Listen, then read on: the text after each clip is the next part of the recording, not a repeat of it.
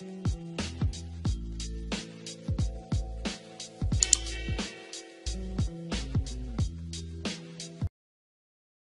لم تعرفه عن الوليد بن طلال. يخت الأمير الوليد بن طلال. يخت الأمير الوليد بن طلال KNG DM5 كرا تتمتع بالفخامة المميزة الدسمة بروعة التصميم، وأداءه اللافت المزود بنظام خاص للدفع يجعله واحدا من أسرع اليخوت في العالم، ويساوي حجمه حجم ملعب كرة قدم أو 12 حافلة لندنية من طابقين.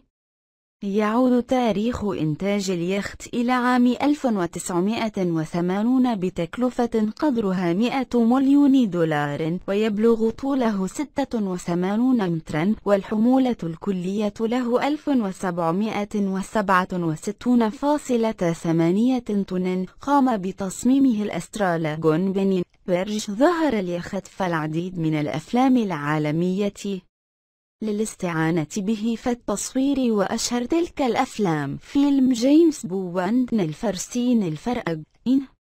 يتكون اليخت من 5 طوابق، ويوجد به ديسكو وسينما من 12 كرسيا وسريرين، ويضم 11 جناحا فاخرا ومهبط للطائرة الهليكوبتر وحمام سباحة.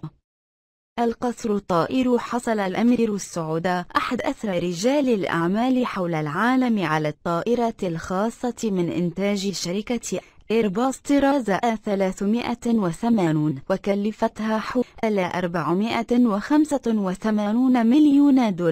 ويعد هذا النموذج الخاص لإيرباص دخل مؤخرا إلى الخدمة لدى عدد قليل من شركات الطيران في العالم.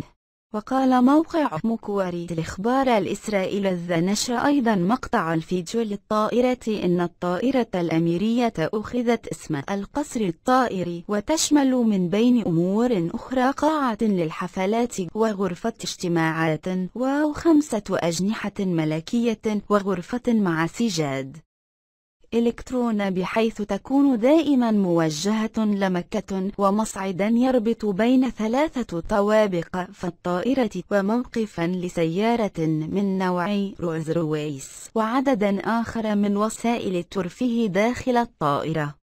سيارة من الألماس. هذه السيارة المرصعة بالألماس والمفروشة بالفرو من نوع مرسيدس CL600، والتي تقدر قيمتها بحوالي $4.8 مليون في معرض دبي للسيارات 2007 احتفالا بالذكرى 50 لمرسيدس CL550.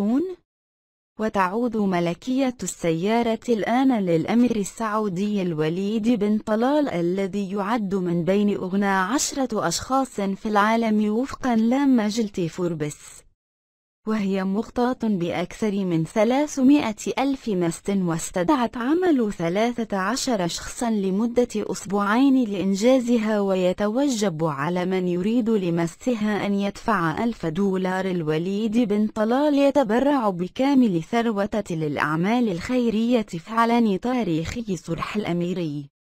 الوليد بن طلال رئيس مجلس إدارة شركة المملكة القابضة، إنه سيتبرع بمبلغ $32 مليار، بما يمثل كامل ثروته للأعمال الخيرية في المملكة ودول العالم. وسيأتي التبرع بكامل ثروته خلال السنوات المقبلة عبر مؤسسة الوليد الإنسانية حسب خطة مدروسة للأعوام القادمة. وستكون هذه الهبة كما أوضح لبناء عالم أفضل يسوده التسامح وقبول الآخر وتوفير الفرص للجميع. وأكد الأمير السعودي بأن هذا التعهد بدون أي قيود أو حدود تعهد للإنسانية كافة.